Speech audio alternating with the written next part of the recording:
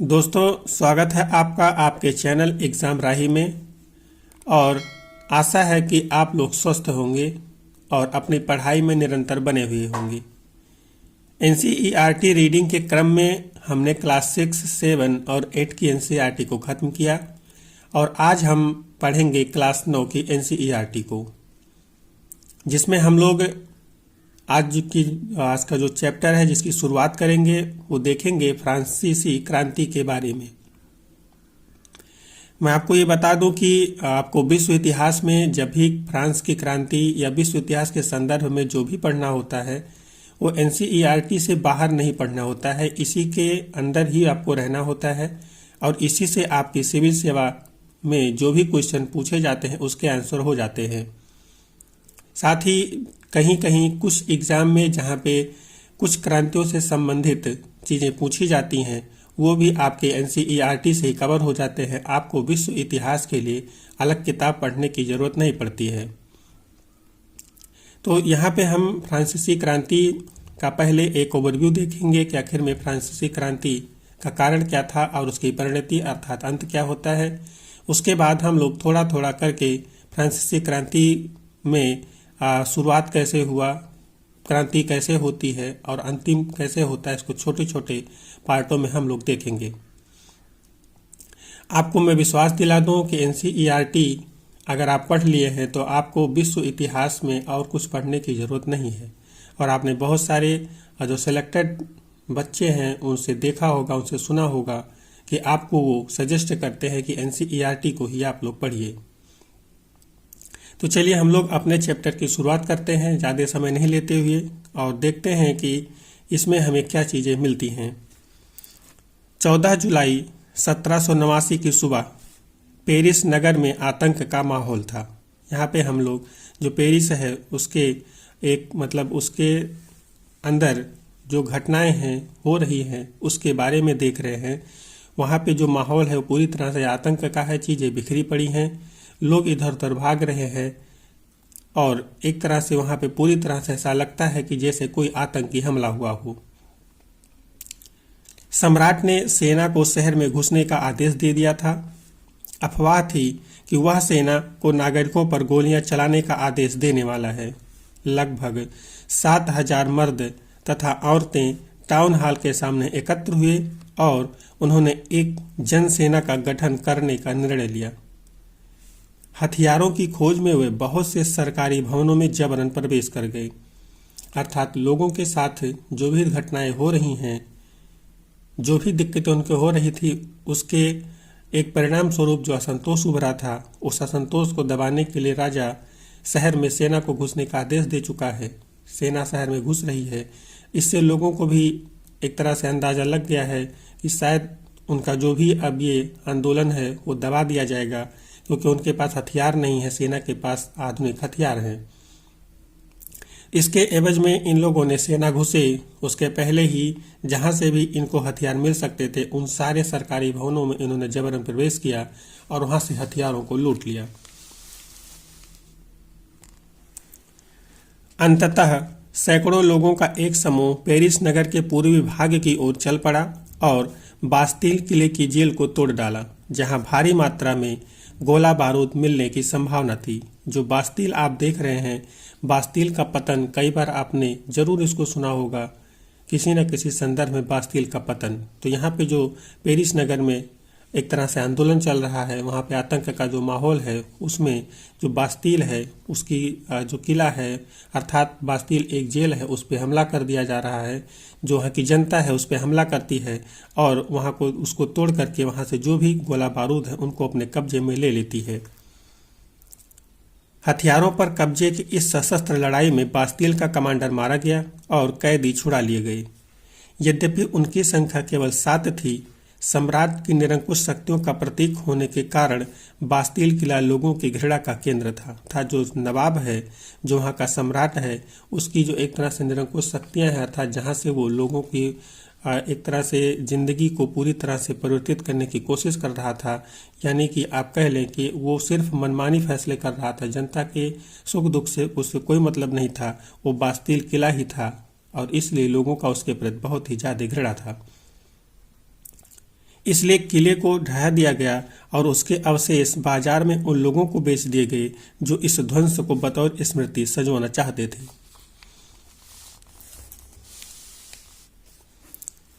इस घटना के बाद कई दिनों तक पेरिस तथा देश के देहाती क्षेत्रों में कई और संघर्ष हुए। अधिकांश जनता पावरोटी की महंगी कीमतों का विरोध कर रही थी।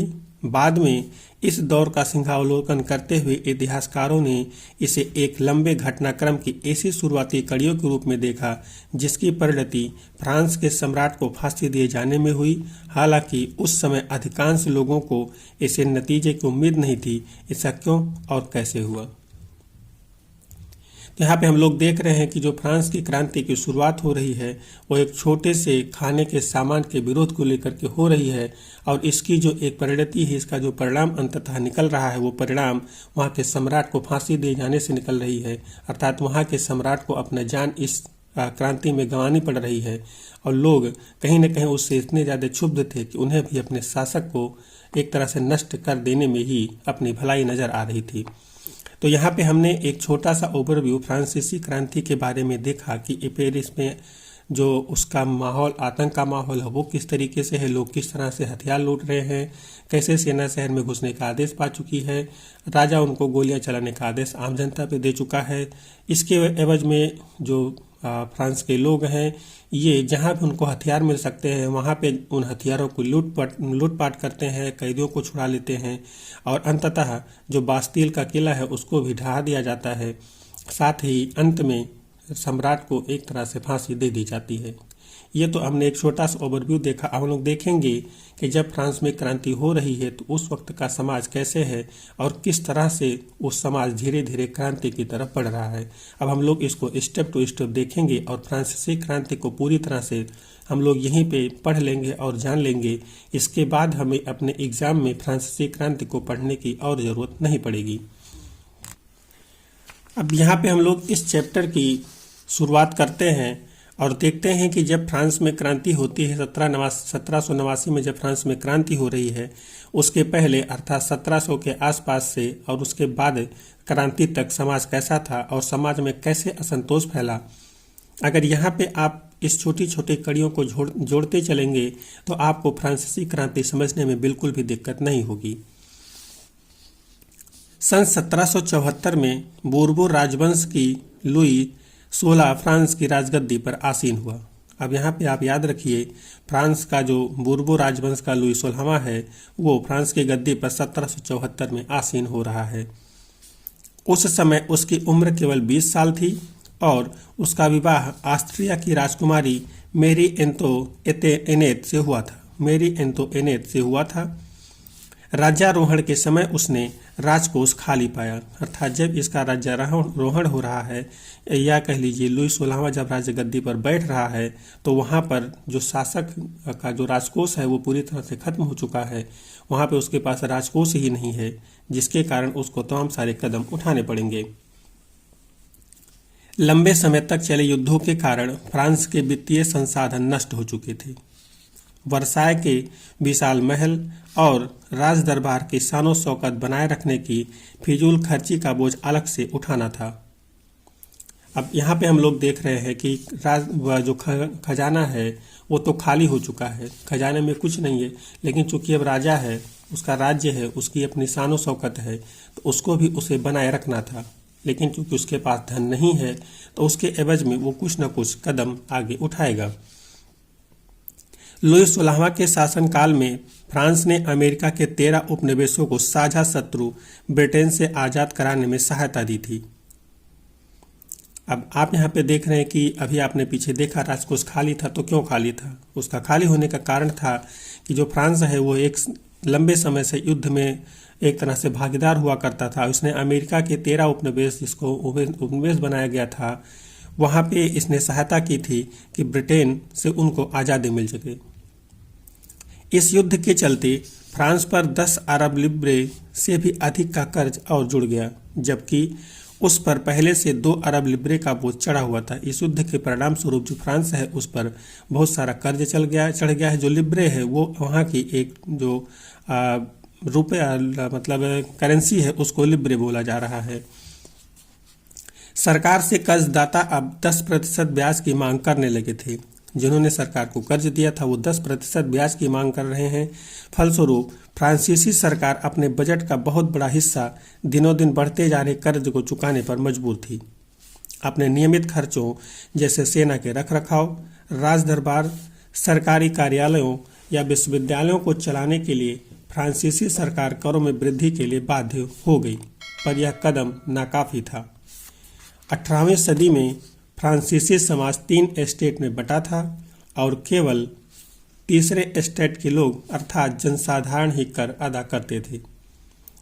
अब आपने यहाँ पे देखा कि जो फ्रांसीसी क्रांति है उसका जो एक तरह से बीज बोया जा रहा है वो यहीं से बोया जा रहा है कि वो युद्ध में अपने आप को झोंक देते हैं और वहाँ से जो उनका आउटपुट निकलता है वो ये निकलता है कि उनके पास अब खुद का खजाना ही नहीं बचा हुआ है, और जिसके कारण चूंकि उनको अपनी शानो शौकत भी चलनी है, राजमहल को भी चलाना है, तो इसके एवज में उन्हें तमाम सारे जो कदम हैं वो उठाने पड़ रहे हैं और वो अब कहीं ना कहीं अपने कर्जदारों से भी परेशान है, जिससे उन्होंने कर्ज लिया है उनसे भी परेशान हैं।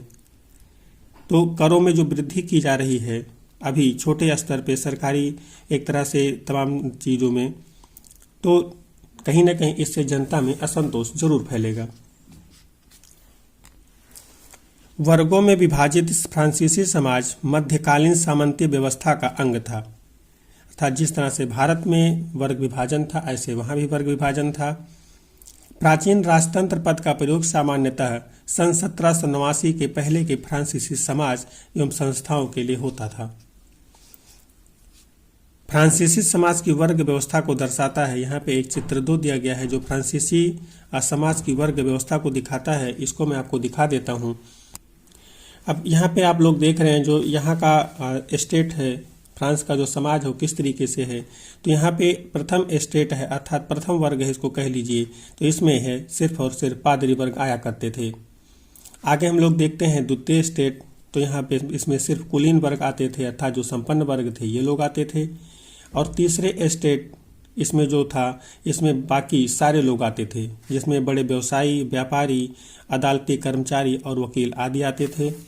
किसान और कारीगर भी तीसरे स्टेट में आते थे।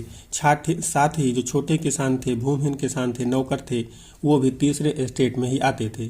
तो इस तरह से आप लोग देखेंगे प्रथम स्टेट, द्वितीय स्टेट और तृतीय स्टेट जो कि यहाँ पे बटा हुआ है, यहाँ पे भी जो 2 वर्ग ऊपर है ये संख्या में कम है और जो बाकी है वहाँ पे सारी संख्या एक तरह से रखी गई है।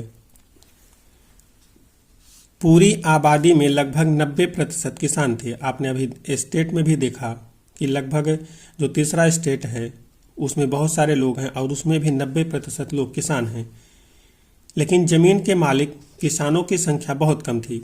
लगभग 60% जमीन पर कुलीनों, चर्च और तीसरे स्टेट के अमीरों का अधिकार था।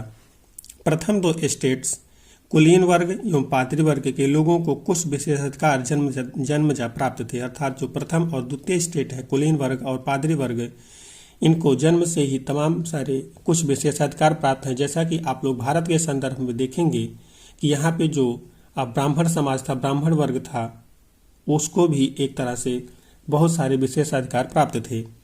तो सेम चीज़ें यहाँ पे भी है कि उनको विशेषाधिकार प्राप्त हैं। इनमें सबसे महत्वपूर्ण विशेषाधिकार था राज्य को दिए जाने वाले करों से छूट, अर्थात इन्हें राज्य को कर नहीं देना था। कुलीन वर्ग को कुछ अन्य सामंती विशेषाधिकार भी हासिल थे। वह किसानों से सामंती कर वसूल सकता था। किसान अपने स्वामी की सेवा, स्वामी के घर एवं खेतों में काम करना, सैन्य सेवाएं देना अथवा सड़कों के निर्माण में सहयोग आदि करने के लिए बाध्य थे। अर्थात जो किसान हैं वो जिस भी वर्ग की जमीन पर खेती कर रहे हैं उनको हर तरह की सेवाएं देने के लिए उनको बाध्य किया गया है। और साथ ही जो सामंत हैं उनको एक तरह से अधिकार है जो अपनी सामंती व्यवस्था का भी टैक्स वसूल सके, और यह टैक्स राज्य के खजाने में ना जा करके सिर्फ और सिर्फ सामंतों के खजाने में जाते थे और उनको ऐशो आराम पर वो खर्चे किए जाते थे। चर्च भी किसानों से करों का एक हिस्सा टाइड, अर्थात जो टाइड था वो धार्मिक कर था के रूप में वसूलता था। जो चर्च है वो भी किसानों से एक कर वसूल करता है टाइड, और वह एक धार्मिक कर है। अब सोचिए कि वहाँ पे जो सामंत है वो भी एक टैक्स वसूल कर सकता है। जो चर्च है वो भी वसूल सकता है और राज्य तो वसूल ही रहा है। ऊपर से तीसरे स्टेट के तमाम लोगों को सरकार को तो कर चुकाना ही था, अर्थात तभी हमने आपको बताया था सरकार को तो कर चुकाना ही है, साथ ही चर्च को चुकाना है, उसके बाद अपने सामंत को चुकाना है। इन करों में टाइल और अनेक अप्रत्यक्ष कर शामिल थे। अप्रत्यक्ष कर नमक और तंबाकू जैसी रोजाना उपभोग की वस्तुओं पर लगाया जाता था। इस प्रकार राज्य के वित्तीय कामकाज का सारा बोझ करों के माध्यम से जनता वहन करती थी। आप देख रहे हैं कि टोटल जो खर्च है राज्य का वो जनता वहन कर रही है, और जनता ही नहीं, आप कह लीजिए कि एक खास वर्ग वहन कर रहा है, बाकी वर्ग इससे छूट प्राप्त है। साथ ही उन्हें कुछ अपने पर्सनल टैक्स वसूलने का भी अधिकार सरकार ने दिया हुआ है। यहाँ पे जैसा कि मैं आपको बता चुका हूँ, फिर भी यहाँ पे कुछ नए शब्द दिए गए हैं, उनको आपको एक बार मैं दिखा दूँ। जो लिब्रे था वो फ्रांस की मुद्रा थी जिसे 1794 में समाप्त कर दिया गया था। एस्टेट, इसके बारे में आपको बता चुका हूँ, फ्रांसीसी क्रांति के पूर्व समाज में सत्ता और सामाजिक हैसियत को अभिव्यक्ति करने वाला यह श्रेणी था, अर्थात एस्टेट एक श्रेणी था। जो पादरी वर्ग है वो चर्च के विशेष कार्यों को करने वाला व्यक्तियों का समूह है। जो टाइद था वो चर्च द्वारा वसूल किया जाने वाला कर था। यह कर कृषि उपज के 10वें हिस्से के बराबर होता था, अर्थात यह एक धार्मिक कर था। और आगे हम लोग देखते हैं टाइल, तो यह सीधे राज्य को अदा किया जाने वाला कर था, अर्थात किसान जो राज्य को कर अदा करते थे उसे टाइल कहा जाता था। जीने का संघर्ष। फ्रांस की जनसंख्या सन 1715 में 2.3 करोड़ थी, जो सन 1789 में बढ़कर 2.8 करोड़ हो गई। 2015 से 1715 से 1789 के बीच में जो जनसंख्या है वो काफ़ी बढ़ गई है। परिणामतः अनाज उत्पादन की तुलना में उसकी मांग काफ़ी तेजी से बढ़ी। अनाज उत्पादन कम हो रहा है और जो मांग है वो ज़्यादा हो गई है। अधिकांश लोगों के मुख्य खाद्य पाव रोटी की कीमत में तेजी से वृद्धि हुई। अधिकतर कामगार कारखानों में मजदूरी करते थे और उनकी मजदूरी मालिक तय करते थे, लेकिन मजदूरी महंगाई की दर से नहीं बढ़ रही थी। फलस्वरूप अमीर गरीब की खाई चौड़ी होती गई। स्थितियां तब और बदतर हो गईं जब सूखिया ओले के प्रकोप से पैदावार गिर जाती। इससे रोजी रोटी का संकट पैदा हो जाता था। ऐसी जीविका संकट प्राचीन समय के दौरान फ्रांस में काफ़ी आम थे। तो इस तरह से हम लोग देख रहे हैं जो जनसंख्या है फ्रांस की बढ़ रही है, इसकी वजह से लोगों में जो जीने का संघर्ष है वो बढ़ जा रहा है, क्योंकि जितनी जनसंख्या बढ़ रही है उसके एवज में कृषि उत्पाद नहीं बढ़ रहा है, जिसकी वजह से उन्हें जो कि वहाँ का एक मुख्य खाद्य पदार्थ है पाव रोटी, वो उन्हें खाने को नहीं मिल रहा है।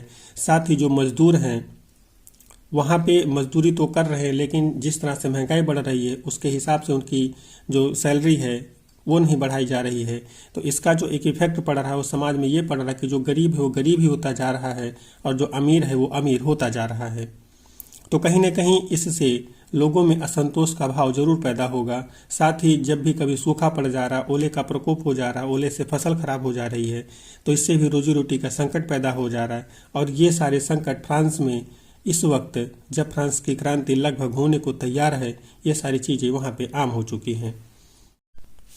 अब यहाँ पे हम लोग आगे देखते हैं जो उभरते मध्य वर्ग के विशेषाधिकारों के अंत की कल्पना कैसे हो रही है, इसको हम लोग यहाँ पे देखते हैं। पहले भी कर बढ़ने एवं अकाल के समय किसान और कामगार विद्रोह कर चुके थे। जब जब कर बढ़ाया गया था तब तब किसान और जो कामगार विद्रोह कर चुके थे। अगर इसको आप भारतीय संदर्भ में एक तरह से लें तो आपने भारत के संदर्भ में भी देखा था कि जैसे ही ब्रिटिश भारत में टैक्स बढ़ाते थे या ऐसी कोई भी बात करते थे तो यहाँ के लोगों में काफ़ी असंतोष हो जाता था। और इसी असंतोष की परिणति आपने देखा था, एक बार नील आंदोलन आपने देखा। साथ ही भारतीय स्वतंत्रता संग्राम की जो प्रथम लड़ाई थी या जिसे प्रथम युद्ध कहा जाता है, वो 1857 की जो क्रांति हुई उसको भी आपने देखा था कि कहीं न कहीं इसमें भी लोगों में कि ब्रिटिशों के शासन के खिलाफ तमाम करों को लेकर के तमाम सारी चीज़ों को लेकर के ही असंतोष था, जिसके एवज में वहाँ पर भी क्रांतियाँ हुई थी। तो यहाँ पर भी कभी न कभी पहले भी जो सरकार के खिलाफ विद्रोह थे वो किसानों और कामगारों के द्वारा किए जा चुके थे, परंतु उनके पास सामाजिक एवं आर्थिक व्यवस्था में बुनियादी बदलाव लाने के लिए साधन एवं कार्यक्रम नहीं थे। अर्थात जो किसान हैं, कामगार हैं, वो उसमें कोई खास बदलाव नहीं ला पा रहे हैं। ये जिम्मेदारी तीसरे स्टेट के उन समूहों ने उठाई जो समृद्ध और शिक्षित होकर नए विचारों के संपर्क में आ सके थे। अर्थात वहाँ के जो फ्रांस की क्रांति का नेतृत्व है वो एक तरह से समाज का जो आप कह लीजिए तीसरा वर्ग है, तीसरा स्टेट है, जो जिसको सिर्फ कर देने के लिए बाध्य किया गया था, वो लोग उठा रहे हैं और खासकर वो लोग इस क्रांति में सामने आ रहे हैं, उसका नेतृत्व कर रहे हैं जो वहाँ पर किसी तरह पढ़ लिख गए थे। 18वीं सदी में एक नए सामाजिक समूह का उदय हुआ जिसे मध्य वर्ग कहा गया, जिसने फैलते समुद्र पारीय व्यापार और ऊनी तथा रेशमी वस्त्रों के उत्पादन के बल पर संपत्ति अर्जित की थी। ऊनी और रेशमी कपड़ों का या तो निर्यात किया जाता था या समाज के समृद्ध लोग उसे खरीद लेते थे। तीसरे स्टेट में इन सौदागरों एवं निर्माताओं के अलावा प्रशासनिक सेवा व वकील जैसे पेशेवर लोग भी शामिल थे। आपने अभी जब पीछे तीनों स्टेट के बारे में देखा था तो उसने आपने देखा था कि जो तीसरा स्टेट था उसमें भी तमाम सारे जो वकील थे, प्रशासनिक सेवा करने वाले लोग थे, वो भी शामिल थे। ये सभी पढ़े लिखे थे और इनका मानना था कि समाज के किसी भी समूह के पास जन्मजा विशेषाधिकार नहीं होना चाहिए। अर्थात यहाँ पे भी आप लोग देख रहे हैं कि एक तरह से लोगों के अंदर असंतोष पैदा हो रहा है उन लोगों के खिलाफ जिन्हें समाज में जन्म से ही तमाम विशेषाधिकार प्राप्त हैं। किसी भी व्यक्ति की सामाजिक हैसियत का आधार उसकी योग्यता ही होनी चाहिए। स्वतंत्रता, समान नियमों तथा समान अवसरों के विचार पर आधारित समाज की यह परिकल्पना जॉन लॉक एवं जाक रूसो जैसे दार्शनिकों ने प्रस्तुत किया। इनका मानना था कि समाज में विशेषाधिकार नहीं होना चाहिए, एक तरह से समाज स्वतंत्र होना चाहिए, समान नियमों और समान अवसरों पर आधारित होना चाहिए, किसी के प्रति कोई भेदभाव नहीं होना चाहिए, जिसका वर्णन आप भारतीय संविधान की विशेषता के तौर पर देखते हैं कि जिसमें सभी लोगों को समान अवसर, समान नियम प्रदान किए गए हैं। अपने टू ट्रेट्राइजेज ऑफ गवर्नमेंट में लॉक ने राजा के दैवी और निरंकुश विचारों के सिद्धांत का खंडन किया था। रूसो ने इसी विचार को आगे बढ़ाते हुए जनता और उसके प्रतिनिधियों के बीच एक सामाजिक अनुबंध पर आधारित सरकार का प्रस्ताव रखा। मॉन्टेस्क्यू ने the spirit of the laws नामक रचना में सरकार के अंदर विधायिका, कार्यपालिका और न्यायपालिका के बीच सत्ता विभाजन की बात कही। जब संयुक्त राज्य अमेरिका में 13 उपनिवेशों ने ब्रिटेन से खुद को आज़ाद घोषित कर लिया तो वहाँ इसी मॉडल पर सरकार बनी। अर्थात इसी मॉडल पर आज भारत की भी सरकार चलती है और इसी मॉडल पर विश्व की सभी सरकारें लगभग चलती हैं। सब जगह विधायिका, कार्यपालिका और स्वतंत्र न्यायपालिका होती है और सभी के अपने अलग अलग कार्य होते हैं, लेकिन अंततः सभी एक साथ मिल करके एक दूसरे से सामंजस्य बनाते हुए कार्य करती हैं। और फ्रांस के समाज में भी जो विचारक हुए, जो कुछ नए पढ़े लिखे व्यक्ति आए, उन्होंने फ्रांस के समाज को इसी तरह से एक तरह से रचित करने की कोशिश किया। फ्रांस के राजनीतिक चिंतकों के लिए अमेरिकी संविधान और उसमें दी गई व्यक्तिगत अधिकारों की गारंटी प्रेरणा का एक महत्वपूर्ण स्रोत थी। अर्थात ये लोग जब अमेरिका में 13 उपनिवेश स्वतंत्र होते हैं और वहाँ पे नई सरकार का गठन होता है और नए मॉडल के आधार पर सरकार गठित होती है, तो उसी एक तरह से संविधान के तौर पर ही, उसी के आधार पर ही यहाँ पर भी लोग अब अपने देश में आज़ादी मांगने की कोशिश कर रहे हैं। दार्शनिकों के इन विचारों पर काफ़ी हाउसों व सैलानों की गोष्ठियों में गर्मागर्म बहस हुआ करती और पुस्तकों एवं अखबारों के माध्यम से इनका व्यापक प्रचार प्रसार हुआ। पुस्तकों एवं अखबारों को लोगों के बीच जोर से पढ़ा जाता ताकि अनपढ़ भी उसे समझ सके। इसी समय लुई 16वां द्वारा राज्य के खर्चे को पूरा करने के लिए फिर से कर लगाए जाने की खबर से विशेषाधिकार वाली व्यवस्था के विरुद्ध गुस्सा भड़क उठा। अब आपने यहाँ देखा कि स्थितियाँ तो पहले से बुरी थीं और इसी समय कुछ विचारक समाज में उत्पन्न हुए हैं और अपने किताबों के माध्यम से, अखबारों के माध्यम से वो समाज को सचेत करने की कोशिश कर रहे हैं। विश्व व्यवस्था जो चल रही है, कुछ नए देशों द्वारा जो अपनाई गई है, उसकी वो लोग पूरी तरह से समर्थन कर रहे हैं और यहाँ के लोगों को भी वो सारी चीज़ें बताई जा रही हैं कि कैसे समाज को होना चाहिए। इसी समय जिससे कि जनता पहले ही त्रस्त थी, परेशान थी, टैक्स से यहाँ पर लुई 16वां द्वारा जैसे कि आपने पीछे देखा था कि जब ये शासन सत्ता में आता है तो इसका राजकोष खाली होता है, तो अपने खर्चों को, अपने शान शौकत को पूरा करने के लिए टैक्स तो बढ़ाना ही था। और जब समाज में एक तरह से नव चेतना का उदय हो रहा है, उसी समय इसका टैक्स बढ़ाया जाना लोगों के अंदर एक तरह से जो घृणा था वो बहुत ही ज़्यादा बड़े स्तर पे बढ़ गया, और उसके खिलाफ जो विद्रोह था वो समाज के द्वारा कर दिया जाता है। तो यहाँ पे हम लोग देखते हैं कि जो फ्रांस की क्रांति का पहला एक तरह से आप लोग यूनिट कह लीजिए, जिसमें हमने देखा कि फ्रांस की क्रांति की शुरुआत कहाँ से और कैसे होती है, कैसे समाज का जो वर्ग है वो क्रांति की तरफ जाने के लिए मजबूर हो जाता है। हमने इसको यहाँ पे देखा। अगले चैप्टर में, अगले पार्ट में हम लोग इससे आगे देखेंगे कि क्रांति कैसे हो रही है और फ्रांस की समाज में क्या बदलाव आते हैं। तो तब तक के लिए हम लोग इस क्लास को एंड करते हैं। अगले क्लास में मिलेंगे हम लोग अगले टॉपिक के साथ में, इसी चैप्टर के सेकंड टॉपिक के साथ में। तब तक के लिए जय हिंद।